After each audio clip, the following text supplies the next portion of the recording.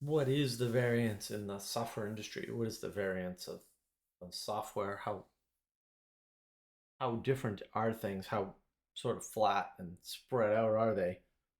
I think the problem is you can go from company to company and experience vastly different things.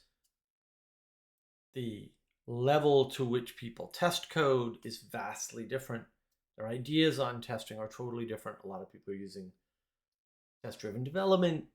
Test driven development is garbage. It's not useless, but it's close. It's 4 times as much code for no apparent reason because at the end of the day, I've seen things with 100% actual 100% test code, test coverage, which is bottom up, test driven, all the things. 100% guaranteed doesn't work. Software doesn't work. Why? Because when you use unit testing, you're not testing the integration of the software. It's like taking an axle set, putting tires on it, spinning the tires, and saying, okay, these wheels spin, and then mounting them on the roof of the car. Car won't go anywhere. Unit test passed, tires spin fine. Agreed. Integration problems can't be worked out during builds. They can't. It's not possible. It cannot be done.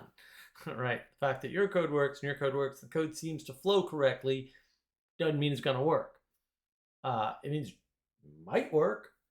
The number of errors that happen in an integration are much bigger, exponentially larger than the number of tests that you need to do at the unit test level. So does test-driven development, which is very much unit testing, cannot tell you about the quality of your software. It can't tell you about the quality of your software engineers when they're writing code, but it's useless if they get to check in over and over again because you're just looking at final states. You're not monitoring, well, how many turns did it take them to get unit test suite that ran and a unit test suite that passed? I don't know. You can't tell that from check-ins easily. You have to go through all the freaking check-ins. Are you going to do that? Am I going to do that? How do you know when things fail? You know in integration. You know when they run in the final analysis, right, in production with the production data. That's when you know. You know when you don't know before that at all. You don't know. And the problem is you have engineers that understand that are rare, engineers that don't. These engineers are all over the place. I did an interview years ago, a company that was doing a military thing. They hired me, or they were interviewing me for DevOps job. It's like, okay, well, I'm gonna go down to Charleston, South Carolina, do a DevOps job, whatever. We'll figure it out. It was a fairly good paying job because it's Charleston. Charleston's a fairly expensive place to live. And they were, we're gonna have to move down here. And I'm like, nah, I don't think so. I might move closer, but I ain't moving down to Charleston. It's super expensive. It's almost Boston. It's really expensive. So I get to the interview with one of the software engineers, which is fine. I like software engineers. I work with software engineers. Software engineers are great. Love them. I'm a software engineer. Not a problem. And he starts asking me programming questions. C programming questions too. Not, what do you do in Python? How do you automate, infrastructure? Totally, on base for DevOps. And he, asked me about mutexes and semaphores and all this other stuff. I mean, he's asking me about blocking. I missed the mutex. I think I got semaphore and missed mutex or vice versa. And then he asked me, what do you do about, what was it? Accessing, oh yeah, accessing memory, accessing direct memory addresses. And I listed all the ones actually because I actually knew them. And he said, well, what about mmap? And I was like, and the problem with mmap, almost nobody knows this.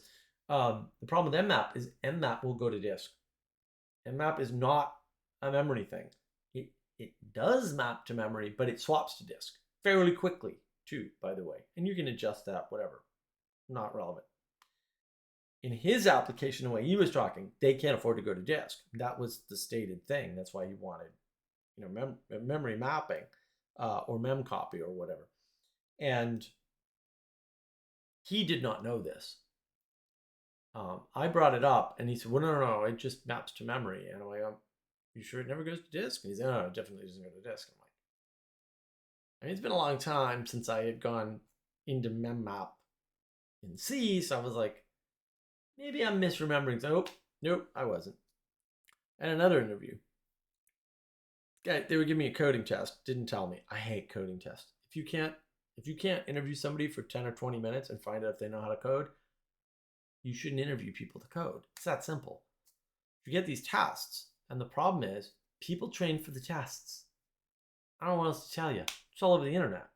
I could train for the Google test, the Amazon test, and pass it with flying colors if I wanted to train for it and if I thought that was worth it. And I don't. I don't want to work for either of those companies. I'm not saying I wouldn't. They could come to me with an offer. Maybe. Sure. Um, I'm not going in through that door. There ain't no way. Uh, if you need to give me a coding test, figure out if I can code, you're not good enough to judge my skills. It's just that simple. You're just not. You can't judge somebody's skills by a coding test because people study for the tests. You get a bunch of software engineers who know nothing about what they're doing except how to test in well. And that's great. If that's your game and that's what you want to do, go do it. I'm not a gun for hire who's just interested in making money. That's not my thing. I turned down Amazon. I've turned down Google. I've turned them both down twice. Um, the Amazon job, look, they wanted somebody to fix a problem. They blew up their entire cloud. And I later found out who did it and why, and they're a known idiot, but whatever. Rumors, all rumors. Um, and I said, "Oh, you're going to do like machine learning to figure it?" Oh no, we're just automating the process. I'm like, wait a minute. Somebody made a mistake, destroyed the traffic flow, took you guys a while to find out, brought down your entire cloud. Um, at least like all of North America or something insane. And your solution is to automate using Java for automate automation for embedded devices in Java because you have 7 different types of routers. I was like, okay. And then you're going to do traffic flow monitoring to make sure that somebody doesn't put in an invalid. Because that's a cool project, right? Like, oh, I want to shut down this router, and the computer comes back and says you can't shut down that router. You mop it because it'll blow up all your traffic. Like you need to turn on these other things or do this other thing or shut down this other route instead, right? You can do that, by the way. It's not that hard. I've done it before. That's why I say that. No, it's not that hard. I've done it. No, they didn't want to do that. So my answer was, yeah, I don't want to work for you. I don't like Java code. I'm not going to write Java to do embedded to it's not embedded in the device. You're writing Java as a layer of automation with terrible lines for automation. Don't ever write automation in Java. Holy crap, what a disaster. Python's so much cleaner and quicker and easier to debug, and it doesn't have all this stupid JVM stuff going on. And yeah, that's 1,000 times better. This other job I interviewed for, they oh, we engineers, when it goes down, we fix it. And I'm like, why? First of all, why is your code going down? Why is your infrastructure going down? That's already a problem. And they're, oh, no, infrastructure's not stable. I'm like, it is when I build it. I don't know what the hell you guys are doing. When I build infrastructure, it's rock solid. It never goes down. It self heals. A lot of people don't know that. You can build self healing infrastructure. I've been doing it forever, literally ever. It's not that hard. Um, Sometimes I wonder if I was the first one to do certain things because I'm like, you're going to be kidding me. You don't know how to do that? That's easy. Probably not, by the way, but just, makes you wonder sometimes. This guy's interviewing me and they give me his coding test. Stupid freaking coding test.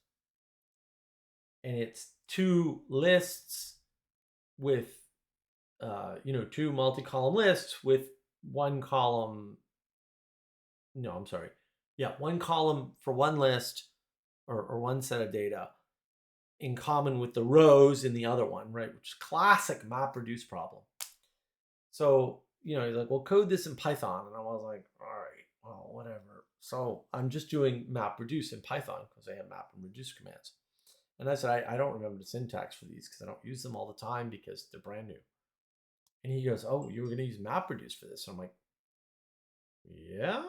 Like, it's a classic MapReduce problem. That's all it is. Like, and he's like, oh, well, isn't that a little heavy? And I'm like, what? And he's like, wasn't that a lot of infrastructure to use to solve this problem? And I was like, mathematically the least amount?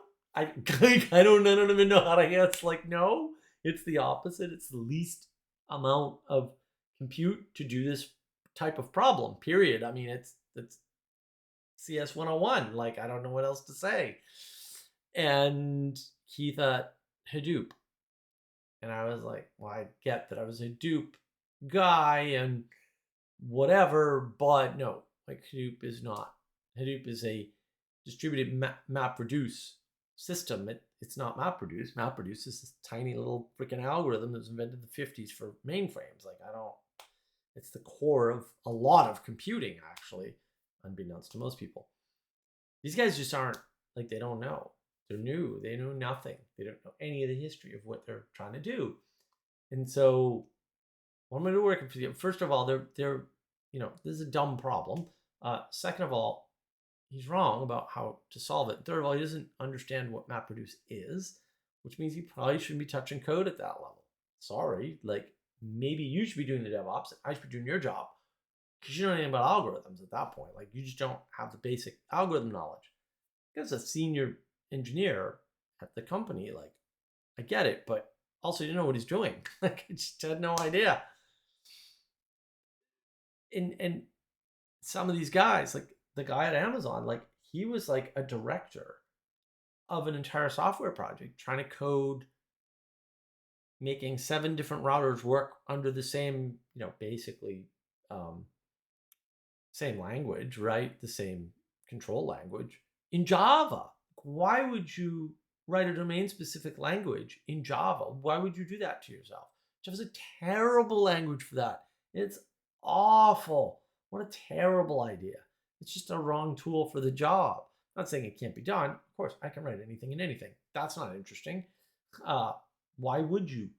That's, what's the right tool for the job? I can bang a nail in with a rock or a wrench. I've done it before. Not advised. You shouldn't do it. Maybe I had no choice or thought I did. Maybe I was bored and wanted to do something stupid. That happens. But you wouldn't do that in a corporation where you need to get work done. Like, come on. It's a lot of variance.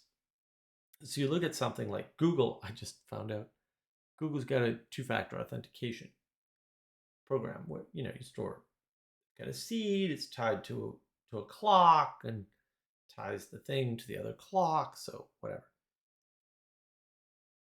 They decide to back it up because they had problems. If you lose your phone or whatever, switch phones like I did, it doesn't copy that over from the phone, which, you would think that would be the problem to solve, but whatever. Decided to back it up to the cloud because they have a cloud. They send it unencrypted. It's just like, what? What is wrong with these people? That's Google. Does you not know anything about computers at some point? Like, what are they doing? I don't know what they're doing. Pretty stupid mistake to make with something that if you get the seed for that thing, you have all of their 2-factor authentication codes, all of them for every app they have. And you know what apps they are. Like, you get the whole thing. They're sending it in plain text. It's encrypted on the device. They're sending it in plain text. Oh my goodness. It's like, what are you guys thinking? How are you making these mistakes? But they are. High variance in the industry. High variance. It's just crazy. And some people like know what they're doing, and most people have no freaking clue. And a lot of it's just time and experience. And you can't get that any other way. Right? And we're so specialized in the computer industry. No such thing as a full stack developer. I mean, there are a handful of them, but I could tell you their names. Like, there aren't 100 of them. Like, it's a rare skill. Somebody can write a UI and a backend, much less the middleware or do the automation to build the pipeline like I do. I can't build a UI. I suck at UI dev. I, not that I've never done it successfully. I just suck at it. Just different skills, and we're not recognizing they're different and that people are siloed. You think AI is siloed? You should see the people that write AI. There's the people that do the initial algorithm. There's the people that do the training. There's the people that do the tuning. There's the people that do the uh, advanced training, fine tuning, they're calling it, of the model. Those are all different people. And you can't swap them out. And we think we can swap people out like cogs because we get this computer thing down. We don't. You can't. Don't do that. No substitute for real talent and real understanding. How do you find that? Yeah, that's hard. But also, it is what it is. You're not getting around it.